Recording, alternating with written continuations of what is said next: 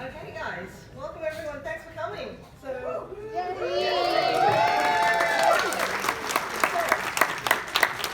welcome guys to Whose Escape Room Is It Anyway? An improv design adventure. So I'm Leanne, and I'll be your host and one of the panelists for today. And we will be designing an escape room on the spot based on your suggestions and feedback. So today on the panel we have the owners and designers of 3 independent escape rooms around Australia, and I will let each of them introduce themselves. So we'll start. Alright, hello everyone, my name's Aaron, and you've met Leanne. We are the owners of Next Level Escape, a Sydney-based escape room. It's been around for about 2 years now. We design and build all our games and puzzles in-house and focus on developing puzzles that fit seamlessly into the narrative. Our rooms generally take a light-hearted approach and often riddled with geeky references for those observant enough to spot them. We also use humour whenever possible and insist on our games masters interacting with the players throughout the game. So for example, our Ex-Libris room, which is literature-based, will have the games master act as a narrator throughout the experience. In this case, they would speak from the sky as a voice of God, if you will, and might say something like the following to a struggling player. Hero Stephen had the profound realization after 10 minutes of inspecting that stain on the wall that the stain was in fact a stain and not a clue. And I'll hand it over to Marise. Hi everyone, my name's Marise. This is David. We are from the Cipher room in Newtown, Sydney. I'm a lot less organised than Aaron. I haven't written down a thing, so I'm just trying to make it up right now. But yeah, so we create vintage escape rooms. We use a lot of mechanical puzzles and tactile puzzles. We do have some tech in the game, but it's hidden to help keep the immersion of the theme. And I suppose if you've played any of our games, you might know us as the company that did the crazy experiment of creating a completely black and white game. So no colour whatsoever, everything's black, white and grey for a film noir thing. Maurice got it, David. Hi, I'm Chris. I work at Fancy. We're from Riddle Room in Canberra. We were the first escape room in Canberra.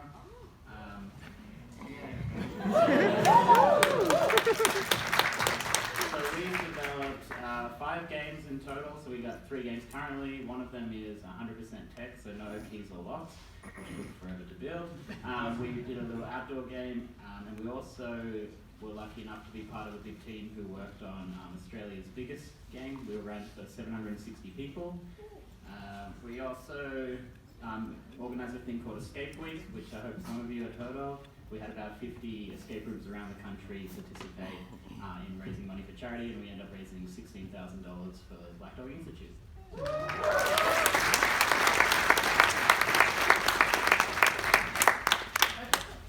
I'm Jesse, and everything Chris said.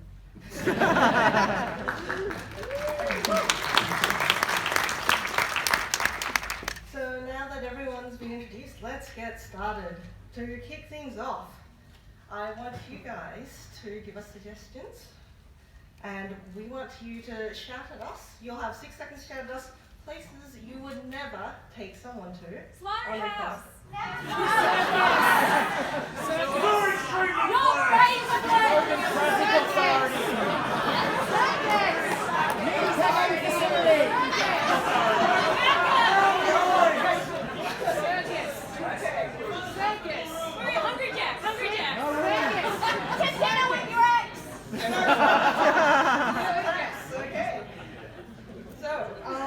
Okay, so I think everyone's got a few suggestions written down. While they are discussing quickly which ones we're going to narrow it down to, I just want to mention that the point of this adventure isn't to come up with, we're not going to be here to come up with the most original puzzles ever that you have never seen before in your lives. Like, we may mention mechanics that you have seen in other escape rooms, that kind of thing, because really similar mechanics can be used very, very differently depending on how you create the puzzle. And we also want to give you guys an insight into the design process, how we go from the concept to getting an actual puzzle that people can play and mess around with. We also want to show you how everyone designs, pretty differently, how we all have really different schools of thought, even though we all create escape rooms, and the different aspects.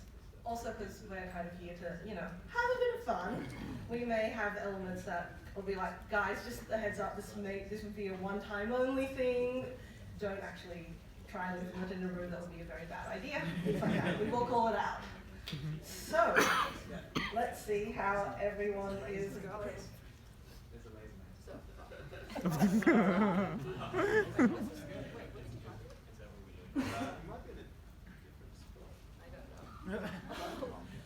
And yes, the tech is going really well. So, what do we come up with? Guys, what do we come up with for a for the theme? Like, well, what we're leaning towards at the moment, we heard someone over here say Hungry Jacks, which immediately struck me as something a little bit interesting. We heard a lot of sort of common ideas, like slaughterhouses, sort of been done before. I've never seen a Hungry Jack's room. And if the other panelists are happy, we're going to go with your Hungry Jack's employees, and your goal is to break into KFC to steal the Spice's recipe.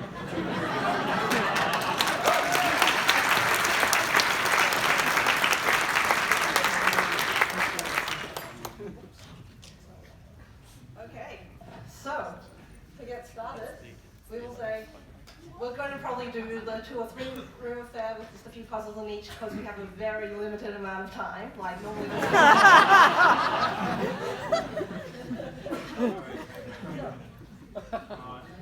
Okay, where are we going to start, guys?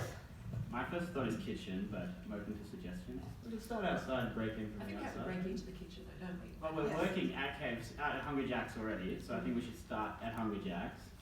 Working in the kitchen, or maybe the drive-through. You look across the road, you see the KFC.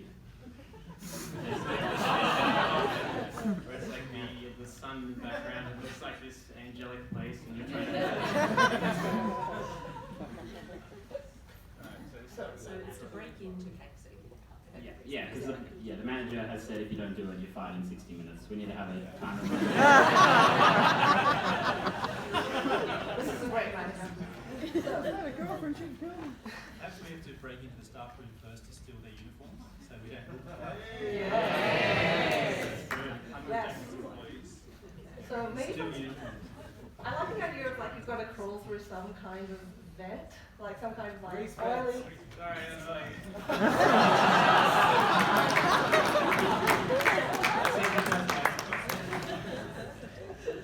Let's have an exit door, actually. That should be fine.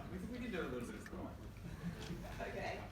Okay, so there's a vent that goes to the outside of the building. Is that what we're saying? And we've got to somehow try and get through there.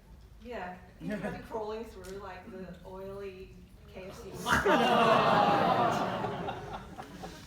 Maybe you have to throw a rope somewhere. Maybe throw a rope somehow up there that hooks with a little grappling hook, and that's how you sort of climb up through there with the grease. Where are you finding these grappling hooks? Plenty of grappling hooks. Right, forgot that you are actually a KFC employee. Yes. Oh yes, we like the interactive sort of feature there. Okay, that's good. Alright, So you so actually, the first challenge Wages you have get just through- gone up because now we have to pay for an actor and a game master. Fabricate a worker's ID. Yeah, Oh, fabricate. this Yes. is good. This is good. Yeah. Alright, so we're looking, you've got to steal the costume, you've got to fabricate a worker's ID, and you've got to convince the drive-through guy that you're actually one of their employees. Somehow. So maybe get some sort of, yeah, that sounds good. Have Yeah. them steal an employee's manual so they know what they need to say. Have them pretend to be an employee to take an order. Yeah. Yeah. So I mean, you My could have them. favorite. Sorry, you go ahead.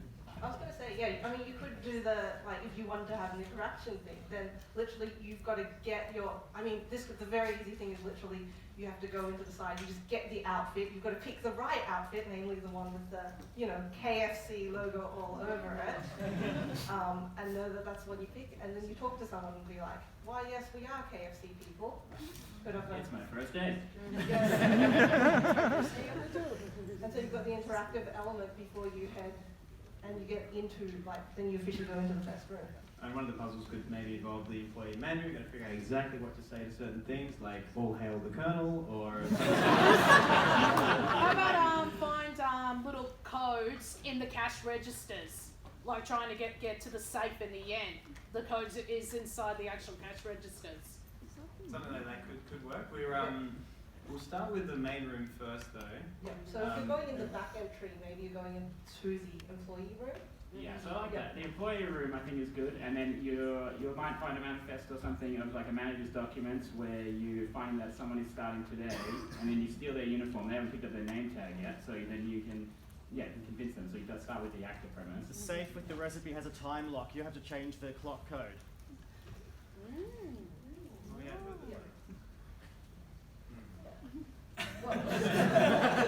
So are we inside the staff room? So I think we're going to start. We're going to get you guys. Well, we start inside the staff, or at least the kind of like adjunct to the staff room. We'll get you in there. We'll just be like, hey, look, guys, we've managed to get you into here is like the employee side of things where you've got your uniforms. We'll start you there. And then, so if everyone agrees, we'll keep going with that. Yeah. Start you there. You get your uniform. You've got a manual, as you were saying. And you've got to work out the code, the right code to say the actor in the room. So you've got to work out who's the new employee based on the manual, and then you've got the code from the actor in the room. You should probably also find the manager's name. If you can name drop the manager, that should help you get further along. Right, so find the manager's name, so you just find manager of the month, on the wall. There's some puzzle in that as well. I'm not sure what it is yet. How would you pick the manager of the month? Yeah, they ask you who, who referred you to the job, and you're just like, Bob. Chicken. Have the manager of the month picture be a question mark. What we do with that as a puzzle is have a sort of logic puzzle where you've got notes from previous employee interviews saying that the manager had, say, hair, or the manager had some sort of attribute, and you can go through the logical process to figure out what the manager is based on the pictures on the wall. It's in some sort of The communications book, which is always so straightforward. It's guess who. To find out who the manager is. Also for the so that could manager. be one of the puzzles, so you need to drop that to the door guard, which is some, young employee who's new and impressionable. Also for the manager of the month puzzle, sorry to budge in, have a question mark on there, so that way it's like you've got the previous ones and you've got the new one, but it's a question mark, and you've got to figure out who that new manager is. Manager of the month is. Yep. So.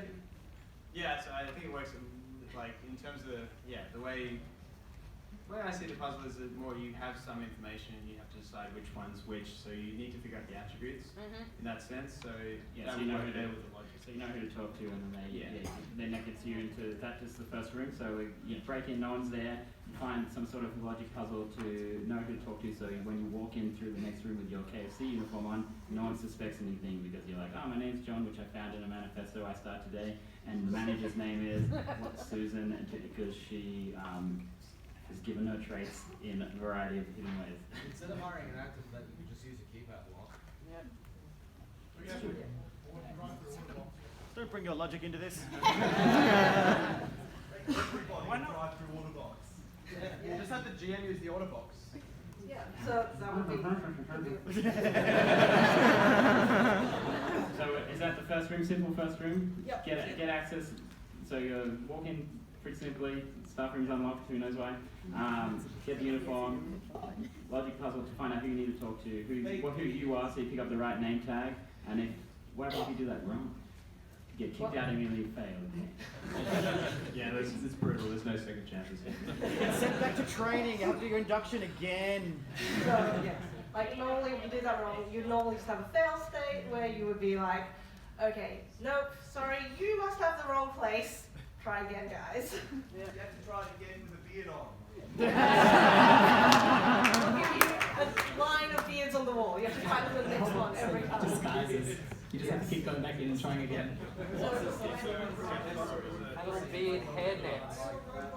So that's going to be a simple first room, and I think it's good to keep the first room simple, right? Because you want to ease everyone into the puzzles instead of having them go, holy crap, what did I just walk into? So that's the first room. So when you get through the first staff room, what do you find behind that door? The kitchen. Kitchen. Kitchen and Oh, kitchen in the front of house. Kitchen, front of house, or I like the chicken carcasses. Like the dead meat room with chicken carcasses. Freezer, yeah, the walk-in freezer. Vegan friendly room. Sorry. Kitchen. Kitchen. What'd you say? Would you guys see like knives and stuff like that if you were in a setting? Maybe plastic ones? No, hold on, sorry.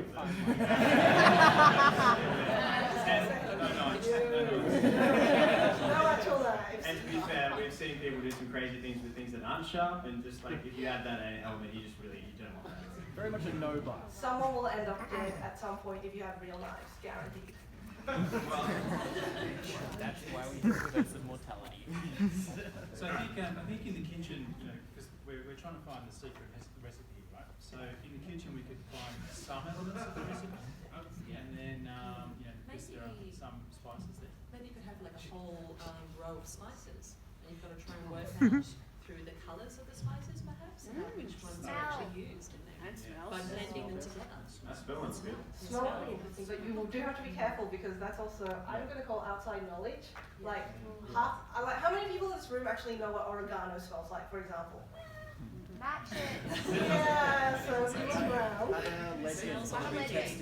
one way to do it is have the spices maybe in a rack already, so you can sniff each one to give you a reference point. Yeah. So So we have some people actually have no sense of smell. I've had that happen to me in a room. Yes. Yes. Or just have 11 puzzles, and each time you solve a puzzle, there's a spice behind there, which you then have to maybe organise in order for a safe. You could have like mini puzzles all over the place. That's a decent room design. Chicken. I think it's fun. It's just like solve one to spice. get there. 9 of these are chicken. Have the KFC smell throughout the kitchen. Popcorn chicken in front of a fan. You find a location next to a KFC, and you go out. You go out.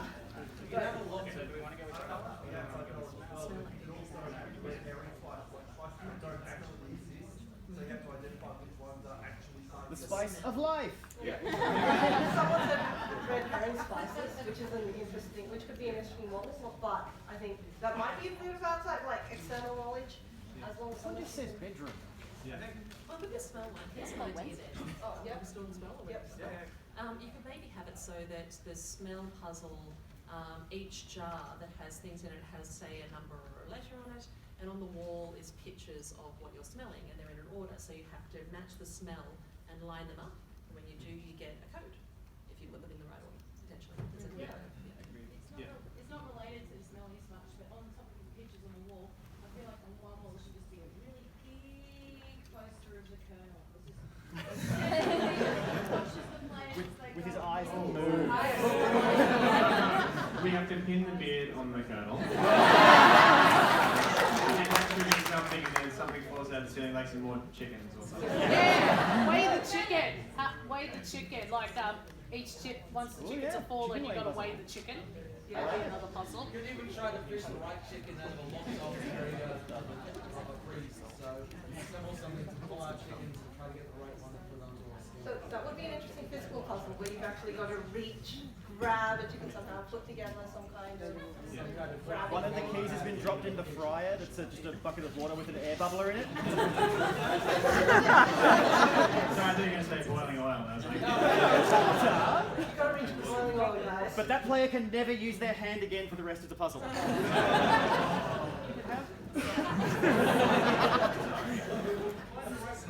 So hold on, we've got some people over here as well. Because someone mentioned red herrings earlier, how do you guys feel about red herrings in your movies? how do we feel about red herrings in our own? We don't personally. We don't use them either. At the end, we're going to have a bit of a Q&A session, so we might leave stuff like for that at the It's end. okay, in this puzzle it'd be a red rooster anyway.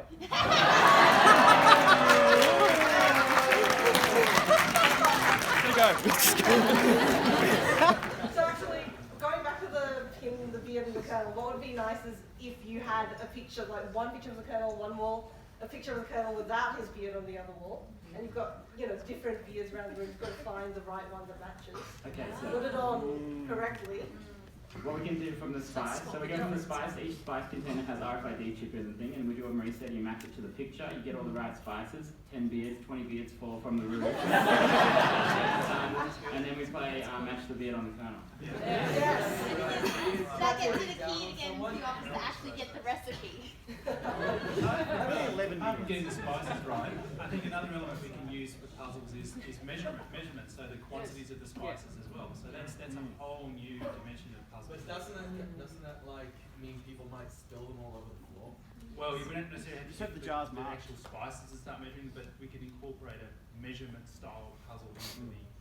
Or you could use a meter to find the right cut, the right size cut of chicken. So, yeah, right. So the right breast or the right thigh, or try and find the right size. Have different size spice jars, so you have to get the right size jar. Yeah, so the right size jar. Can I just ask guys, what happens when we put the right beard on the kernel? Does something open? Does something...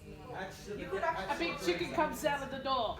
I want to ask mouth Aaron very actually, slowly how drops would you make a beard-hidden puzzle in real life? What technology would you go to do that?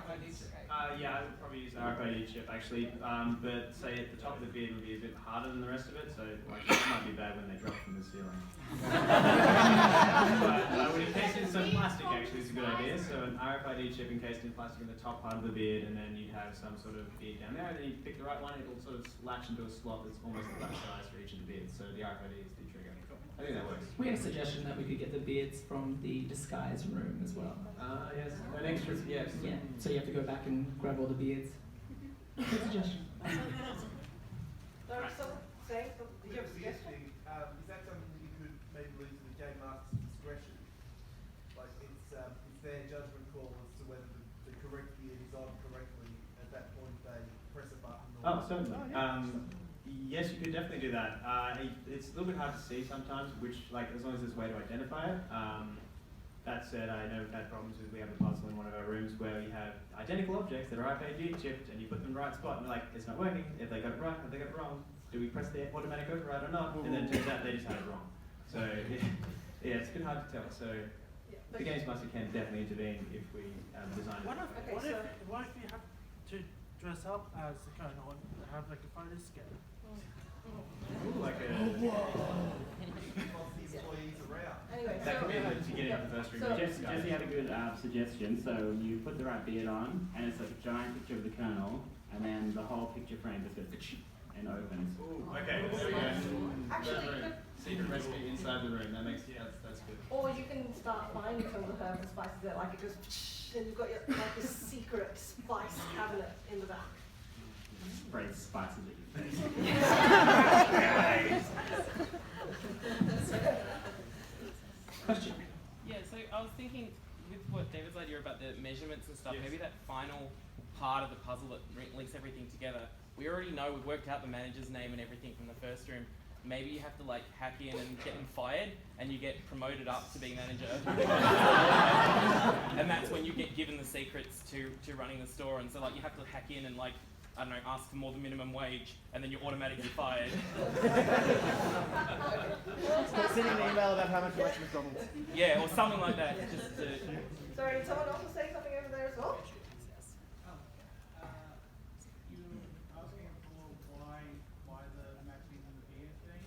Yeah. After you get the spices, all the spices goes into lockdown, and the matching beard is the secret unknown. That would be like a very good end game thing. When you finally gotten the recipe, and then Do you just want to repeat what was said so everyone can hear? Sorry, so what they were saying was they were suggesting that the matching the beard thing and the ID, so for anyone who didn't hear, would be really good at the end if you go into lockdown, and then, you know, you've got to like match the kernel, look like the kernel, or use the beard in some way. It's like a face scanner. You have to be wearing the beard. Only the kernel can enter. Yes. Only the kernel can write that Dead for 7 years. Okay, It's so... Alexander now. So, okay, sorry guys, so we're just going to put a hold on this. We've got to make sure that we've got the flow of the thing going. Yep. So the flow of all the puzzles. So far we have... Want me to go with that? Someone go. Jesse, you go through what we've got with our lovely diagram of the table. So I believe you have to go in. You have to talk to the person who's working there and collect the correct uniform. Is what is written. Using the manager who is on the wall to try to sweet talk the guy to or girl to try to get in. And then do you get past the? I don't know. You also got to know the manager's name, so you've got to use, you've got managers on the wall, you've got to find the correct manager, so you can name drop the manager as well. You've got the correct dress with the KFC one, you've got to find the manager's name based on some descriptors you have with them, and like a manual with list of managers, that kind of thing. And then once you've name dropped, you'll be able to make your way into the kitchen. So the next one is that you've got the Colonel's spice racks with RFID. I think, Chris, you had that one? Yeah, so that was just Marise's suggestion was you have pictures of the spice, maybe with labels on them, so you can help people for the prior knowledge issue. And then you put all the spices in the correct spaces with the corresponding picture, so they're using the smell. And then from that you have a cascade of beards for them. Yeah. And then so from the beards, I think at this point, just because we're just going to run with it, we're going to pin the beard on the Colonel. Yes. So you've got a picture of the Colonel, you've got one of him freshly shaven, very naked, like beard-wise, I mean. This is not that kind of room. And you've got to find the right beard. I found one of these secret spices.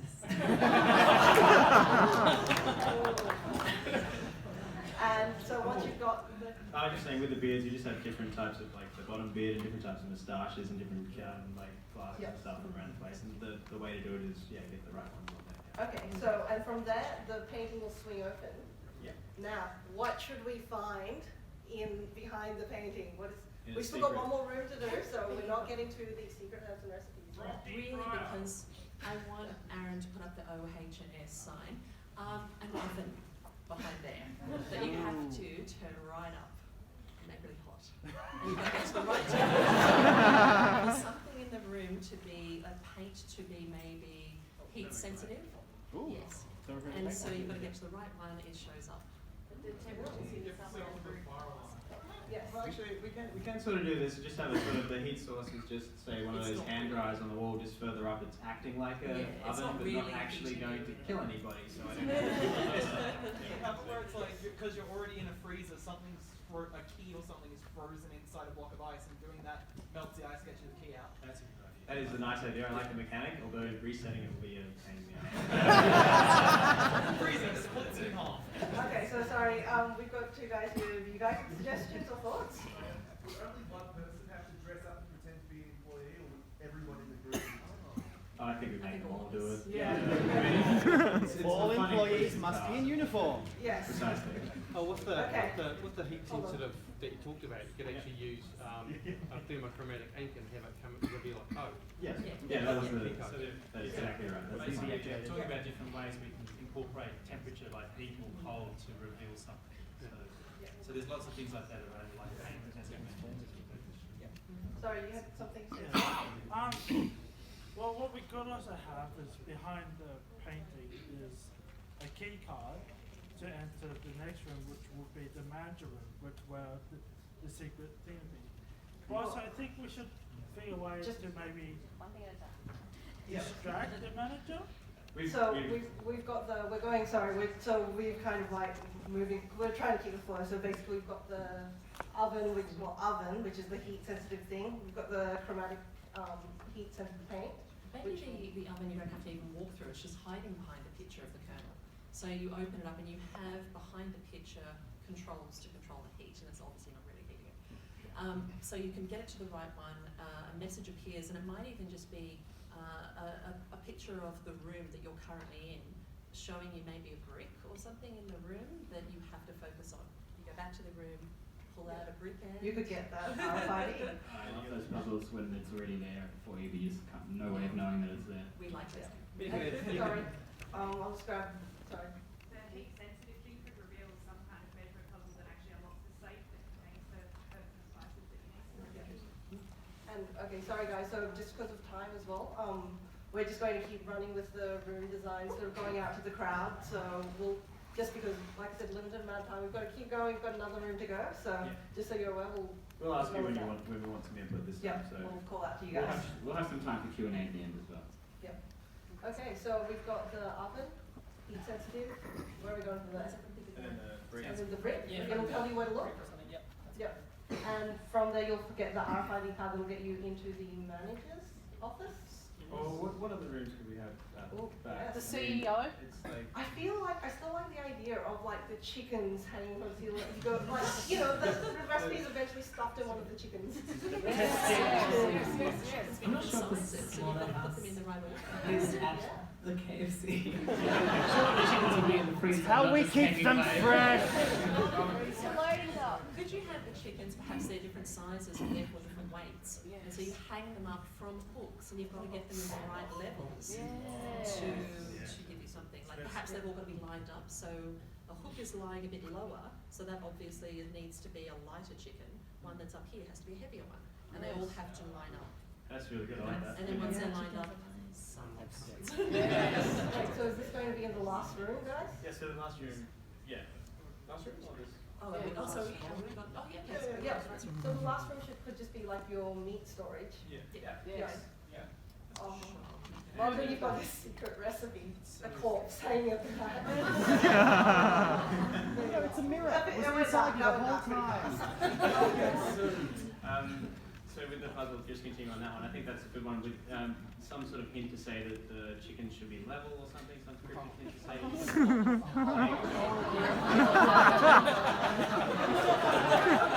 They should be red, but they're coming out brown, I think. That's totally chicken. Trust me. Yeah, every chicken's on the same level, or some Some chickens are created equally. Put the chickens in line. Get those chickens in line. Yeah. That's good. Yes. Alright. Yeah. And So, What does that do? What do we get from that? so that was the get those chickens in the Something line. opens on the wall. Say it's a little sort of secret panel. It opens. Should be a little shrine. What do we think? Allows the chickens to pass into the oven more evenly. I thought you were going to say afterlife or A bit late for that. You could have that instruction in the employee manual right back at the start. Like one of the things is like the chickens must be level going Oh, into yeah. the oven. Callback. Yeah, it's not just herbs and spices and quantities, but how you cook the chicken. Yeah. So what else is in the storage room? Okay. So, yeah. What else would you find? So we'll go out to you guys. Like, what else would you find in a meat storage room? In a meat storage locker? What else could you items you find? find in there. Potato chips. Potato chips.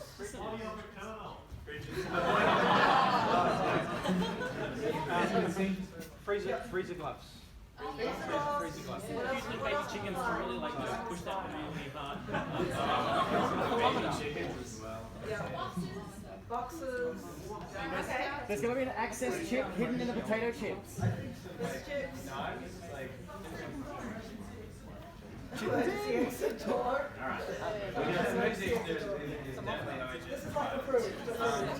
What about some like hatchets and like different cutlery knives things related to that? So Well, because you're an OH&S stickler, we won't go knives with that, but we'll go something that happened because of knives. So you open up the whatever the box is, the thing, and you find a series of gloves, and then fingers are missing from the gloves from various actors. So you've got different sizes of gloves, like small, medium, large, extra large, and they've all got different amounts of fingers on them. So you can open yourself a lock.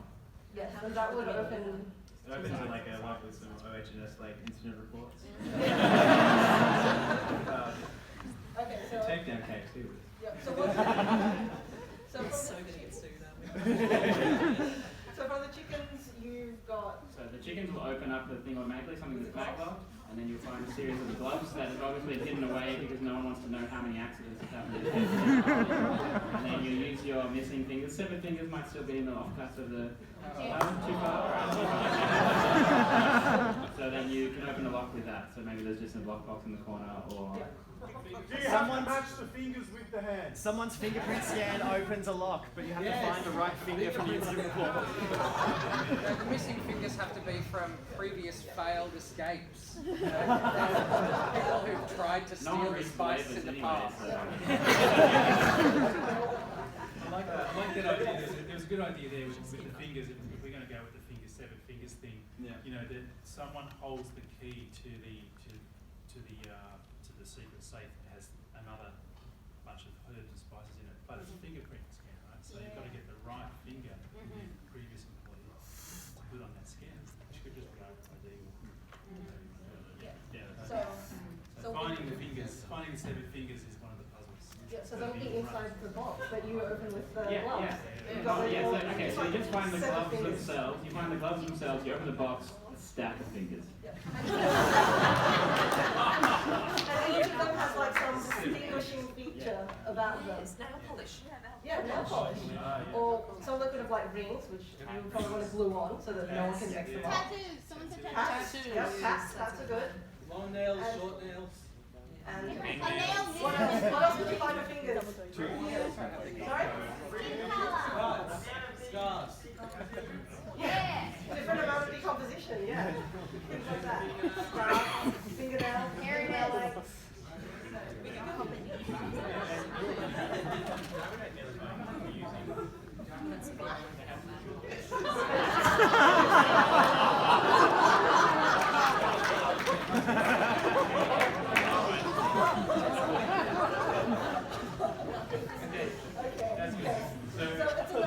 You open the nugget box full of fingers, and they've got all the tats, they've got different fingernails, they've got all those kinds of things on there. Yeah, so they have different characteristics, but the gloves are named, and you have photos of each of the employees as well somewhere in the thing, so you can see their hands and you sort of identify them based on some attribute puzzle like that. Yes. And then Employee of the month, maybe. Oh, Even yes. employee of the month signs all around the room, and you've got to look incident at reports someone's tell doing you this or something. who lost and a I've got a finger. tattoo here. Maybe, Yeah. maybe That's it's different. on the magic fingers. Maybe it's like the fingers from the employee of the month. So you can say, you know, on the fingerprint scanner says only opens for employee of the month. Yes. That's a good one. It was a loyalty test. Do you believe in the colonel? Just checking, nobody here works for KFC? Are we really serious? How accurate are we? Yeah. Sorry guys, just to flag again with the hands raised, we're just going to run with this. We'll go after you guys with stuff like, you know, when we've got things just again because of timing. We've got limited time, so it's just got to keep flowing. So we're heading towards the final sort of thing then? Yep, we're heading towards Scanning so the finger. you've got scanning. What do you find behind that in that final little area? You scan it, it opens. Because we're going after, don't forget, we're going after secret spices. Oh no, David just mentioned the sound puzzle to me, and instantly I thought, oh, the sound of chickens squawking. And through pictures, I have no idea how this will work into a puzzle. Those chicken bombs, you know, where you stick the bunch of chicken and There's obviously a mallet in different shape of prep, right? You have to order them in melodic. Sorry, that was just a... Actually, if you had a lot of the squeezy chickens at the different pictures, then it's not so much you find the correct picture, it's literally just matching. If you hear them, and you just squeeze the right one. We have like a tone sensor that can detect the right chicken going off in the right spot. Like you just, and then it's like you'll learn to back it out. Does KFC have a theme song? We've been listening to the whole game. KFC, I like it like that. But you could make one up and play it in the staff room. You hear it, you just think it's an ambient noise, but it's actually the clue. And you've got to match the chicken squeaks with the... Yeah. And if you get it right, it takes 20 minutes off your time. Jesse's suggestion, you might not like this one because it becomes a bit gross, but so you use the chickens, you play melody, maybe there's something on the wall, whatever, you have to press the chickens in the right way, plays the melody. In the corner, you see a little hole in the wall with the words herbs and spices about it. You play the right tune and a bunch of rats come out.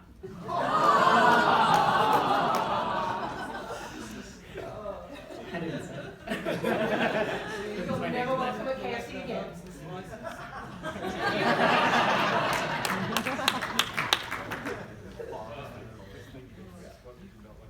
Okay, wait, so, hold on. Just to clarify, is this all happening once we've gotten into that final area? I believe so. Thanks, So, the final area, what were we seeing there? I think we need to, sorry, well, we have the chicken hanging. What's in the final thing for our big finale? So we will need a big finale.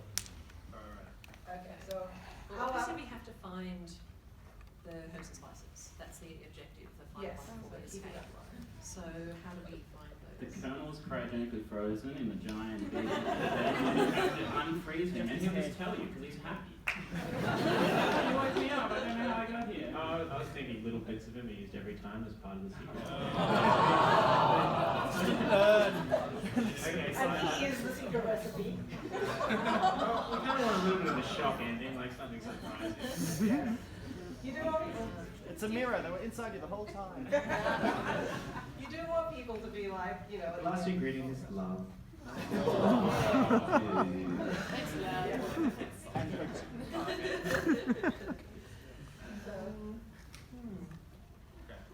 So I don't know, does anyone have any thoughts of like what is like this big grand finale? What is the big thing you could find that could help you steal secret spices? Just any thoughts about things that you might see, things that could be a oh my gosh. So let's see someone at the back.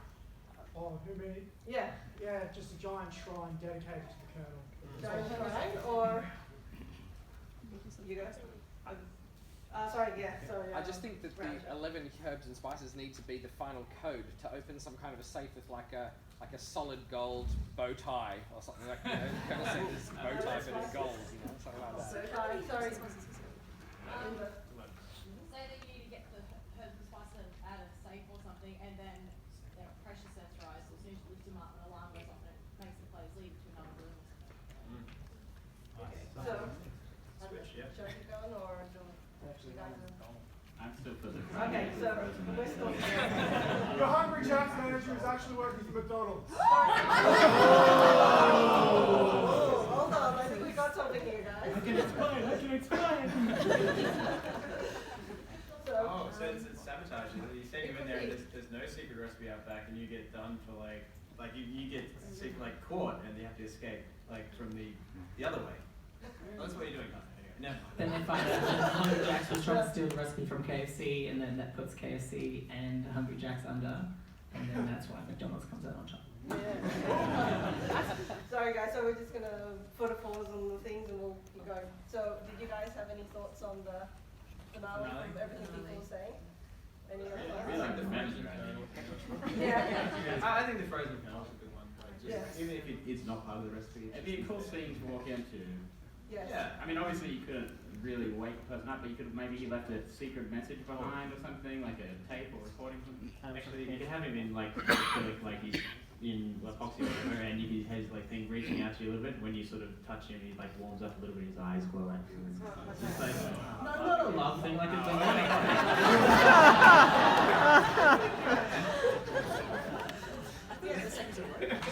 I can do that too. Okay, so you've got your frozen kernel. And I like the idea of the shrine. Maybe you've got like the frozen kernel, he's like cryogenically frozen. At his feet is like this entire shrine there. And maybe there's something at the shrine that will, and that gives you the hint to how to cryogenically unfreeze him somehow. Yeah, and once you unfreeze him, the ice disappears from the glass around and you see something in there that you hadn't beforehand perhaps. Yeah. Because there are 11. I think we worked out 11 secret codes. How do we work that in to the final thing? Is that a step or we just find them all in one box? Maybe you discover them all along the way. And the last one you discover in the frozen ice area. That's like revealed by the defrosting, and maybe a few smoke effects and some nice lighting, and you know, you set the mood. You feel very romantically inclined. Yep. Chicken.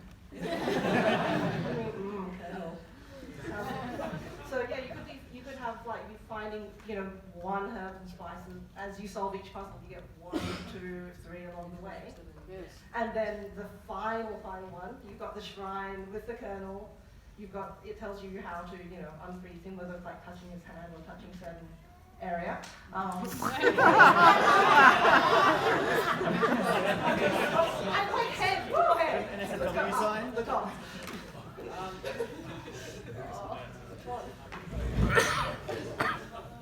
You gotta find the appropriate.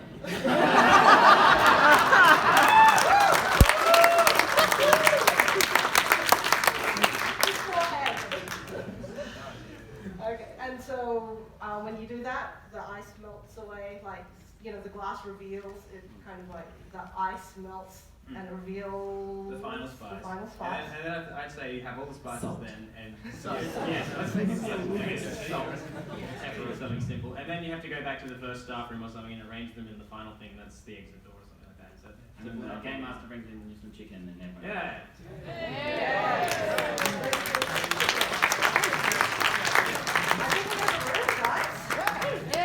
And a lawsuit. Would you guys play in the room? Anybody? Yeah?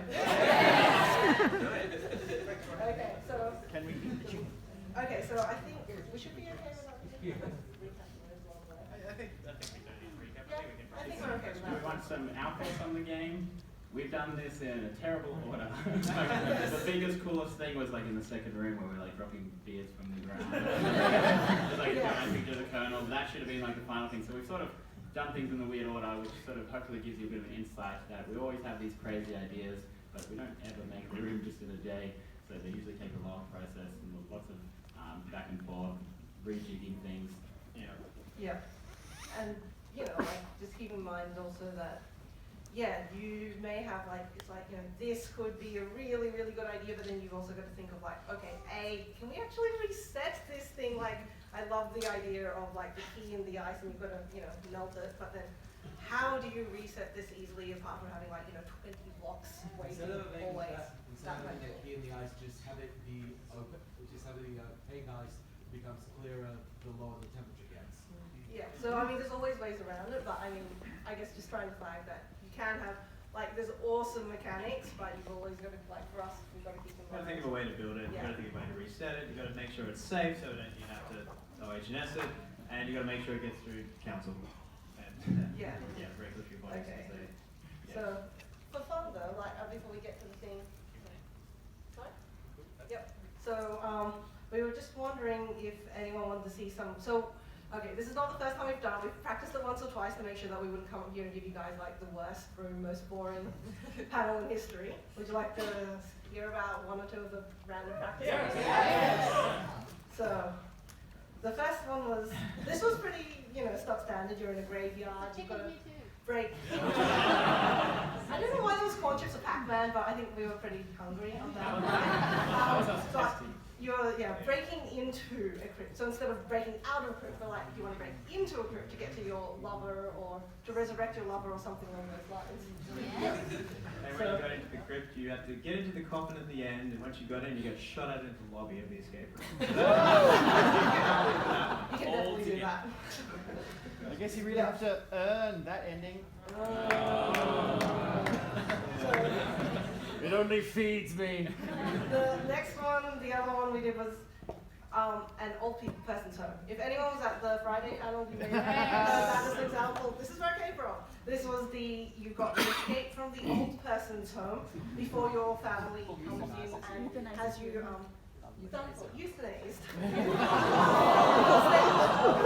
Inheritance. So, my favourite one with this game is can I say what it is? Yes, sure. It ended with you're in a wheelchair that is rocket powered. It pushes you into the reception area, and that's how the game finishes. It's like sending people off a rocket. We can't do it in real life, so. But yeah, I mean, could have an electric wheelchair. Everyone's high on somehow, but not safe. OH&S. This one was a mine. Yeah. There was a lot of multiple levels up and down. That's cool. Yeah. Like a 3-level adventure where you have to go up and down this elevator, and I can't even remember what we were doing then. You had to Getting have out. people on different levels, and they had to like push buttons and stuff, and like communicate through. Yeah. You had like a dumb waiter type thing where you had to pass information up and down because the lift kept breaking down. And the canary was your timer when the canary died. Oh yeah. It's historically accurate. Yeah. And this was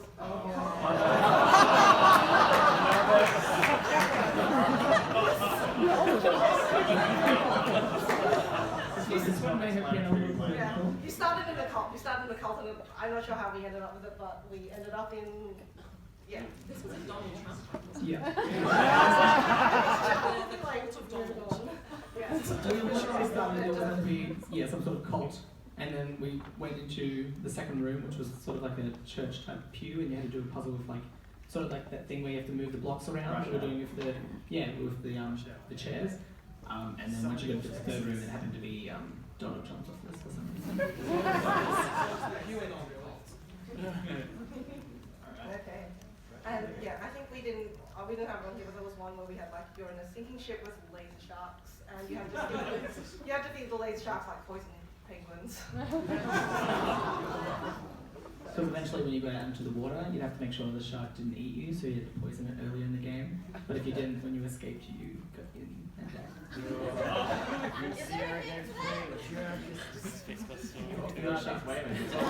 Before the game. Okay. So, I guess we'll take questions now. Q&A, just general questions, whether it was about like, any elements of the games we designed or anything sort. We'll have a roving mic at the end. So, yeah. So we've got one at the back. A pet peeve of mine in escape rooms is having labels of "please do not touch" everywhere. Have you guys figured out how to get around that? We don't have anything in the room you can't touch, necessarily. We have like staff locks and stuff. Or if there's like a bench on the wall that's like part of the room, we just use sandpaper tape, but no sign. So you kind of have to have some sort of things because people, desperate for clues will just try about anything. You do need to make sure they don't pull apart the PowerPoint. Yeah. So there are safety things that we have to do. But yeah, like some people use like red stickers and stuff like that. We just use sandpaper tape. So even if you're trying to minimize it though, we've played rooms where there's a sticker on every book in the room and there's a sticker on this, sticker on that. So we try to minimize it as much as possible. But there are some things we just can't avoid unless you have a building where you can access the backs of every single wall. So it's sort of limiting on space and money. Okay, so next question. I'm just wondering what are limits that you guys can go to with waivers and OHS? Like with that previous last example, I'm just wondering, could you do like assuming everyone can swim, could you do an entire underwater, like a boat, dive in, find there's a great little room? Also practicality as well, I think. I think your insurance premiums would go through the roof as well. You've got to factor that in. It'd be similar to actually like scuba diving, like things that you can go on as well. So like if they started putting puzzles in the water, there'd be no extra like insurances in that case. So potentially. Who's doing scuba diving next? Okay, next question. How often do you build a puzzle like physically after the theoretical process you actually built it and realise that it either doesn't work or it's not fun or it's too difficult or it's too easy and scrap it and have to redesign an element like later on in the process? I think that's going to be from your customer feedback as well, and also just the hassle of resetting something and how hard it was to build and replace. So there's a lot of factors go into that. But I think in terms of scrapping a puzzle, if you think it's just not working, just based on your customer feedback, if it's not working, then get rid of it. Well, we try to deal with that before it gets to having built it and everything. So like for our newest room, our hotel room, we went through 3 whole room designs before we got to where we wanted. So we had heaps of ideas and stuff, and then we made paper prototypes and just testing on people and stuff like that. So by the end, and you get better at building escape rooms as you go as well, so you kind of have an idea of what will work, what won't work. But yeah, once it gets to that point, it's a bit hard to let go, but if you have to, you have to. So just testing, try and allow as much time for testing as possible. So. Okay, next question. In terms of like navigation between rooms and stuff, most of the ones that I've seen have been like between like just normal doors or like hidden doors that you have to open and unlock. Are there any other ways like you mentioned tunnels and stuff, like legally like allowed tunnels, or like what other ways can you get between rooms and stuff like that? One of our games, we teleport you from one to the next. You can have different ways. The issue is accessibility. So escape rooms generally have to be accessible. So you can't have things that's too narrow or too like height restricting. There's some ways you can get around that. And you need an emergency exit in most rooms. If there's a tunnel entrance, you definitely need an emergency exit in the other room as well, so you can get out in the case of emergency. So there are restrictions in Australia. If you go overseas, they're less restrictive, and they will let you do almost anything. It's like shoots at what you played one where you have to sit somewhere and the chute just drops you down to it. We wouldn't get away with that in this country. So you soon start to learn about building codes in Australia and a thing called egress, and you know it becomes a really big deal. And so our games, for example, are all disabled access. You know, we've got certificates for disabled access throughout, and it will depend partly on the building you're in as to what building code the council gives you, because it's going to be a different level of restriction based on that. So these are all things you get to learn, and it is slightly different in each state, but it's a really tough and rigorous exercise. Yeah. But also just in terms of your question, just I don't know, just whatever you can imagine. Slide would be cool. Slides would be, yeah, that's fine, surely. Yeah, I know you can like obviously there's limited ways. It has to be up some sort of hole in a wall, basically, to get from one room to another. So whether you put it in like a vent or a hidden frame or a bookshelf or something. We played one room where you had to get in a hamster wheel and like walk Yeah. off Yeah. so that's kind of interesting. Yeah. Next question. Hi guys. My question is, I'm trying to think. I'm terribly sorry. I have intellectual impairments. How do you cater to customers who have intellectual impairments, say they have Asperger's syndrome or autism on the spectrum, and they find the puzzles like so intriguingly difficult, and they just can't seem to pass it, or they're struggling so much, like they can't even enjoy the escape room like everybody else is. So how do you cater to that? That's my question. Well, we have like rooms of different difficulties. So, you know, if you knew that you struggled with like really difficult ones, you could always choose an easy option. There's always game masters to help people through the rooms as well. So if you do get stuck, there's always help that can be provided. If really worst case scenario, we can always like bypass a certain puzzle. Because a lot of different people think in different ways, and there's different puzzles to kind of cater to each person's different thinking abilities as well. So if you struggle on one sort of particular type of puzzle, we can always just like bypass that or something just to keep the flow of the game going. And you know, you can also like stuff like lighting, like if there's bits where you've got, you know, the lighting's a bit low, it's flashing over eyes, where you can be like, okay, you know, someone has vision impairment issues or someone has epilepsy, something like that. You can, you know, just flick a switch and be like, okay, we're not going to do this part of the lighting for the game, that kind of thing. And we have unlimited clues as well. So no matter if anyone needs help, we don't have 3 and that's it. So you can have help the entire way through. Nice. Yeah. Thank you. Okay, next. Hi there. I'm asking this on the assumption that you're all fans of escape rooms and that you sort of played them before you got into running them and you're not just doing it for the money. All the money. We're all independent owners here, so no big franchises. We all really like escape rooms.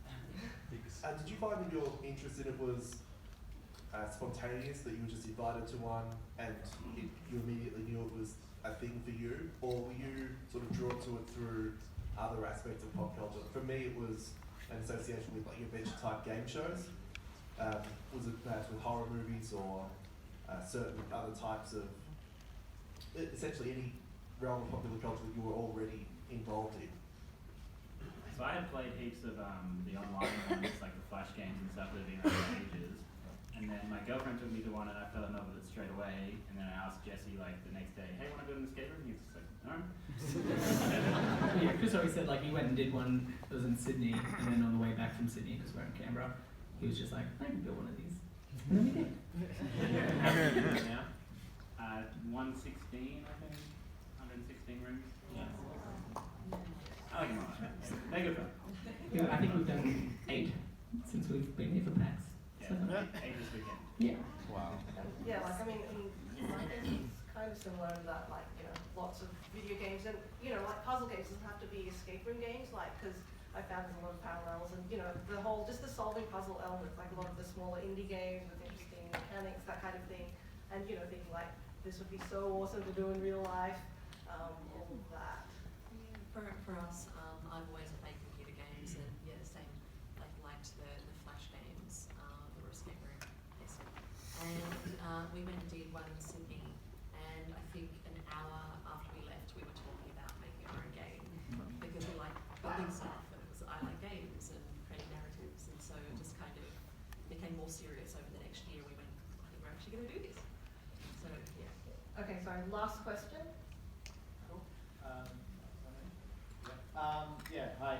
So definitely, like, I have that level of interest that you guys do. I made escape room experiences in my spare room and subjected my friends to them. They gave their permission to us. I guess, how do you bridge that gap? Like, how much initial investment do you need, and you know, what kind of barriers are there to get from that to a successful business? Well, Jesse and I actually ran our escape room when we first started out of our garage. So when we first started, so it only cost us I think like $4,000 to get started. But we were in a lucky sort of situation where we were kind of early on in Australia. Sort of, we were the first in Canberra anyway, so we weren't sure if it'd be worth it to get a commercial property. Gets pretty expensive pretty quickly. So you can get away with like doing it pretty cheap as long as you've thought out your design really well. It doesn't have to be expensive to be good. Try and make as much of it yourself. That's our thing. We try and do as much like graphics, sound, lighting, build, the electronics, even sewing things in the game. We try and save money by not outsourcing and doing it ourselves. Yeah, and if you are going to get a commercial property and everything, it's very important to go through council. In Sydney, at least, there was an audit on the escape room, so we all had to make sure we're up to standard. The requirements for an escape room are very similar to the 9B plus 9B, so they have very stringent fire safety regulations and egress concerns as well. So And you'll have to hire consultants, and they cost money. Just keep all of that in mind. yeah, so it's More than you think. more than you think. I think is the answer. Yes. Like whatever you're thinking, just maybe double or triple it.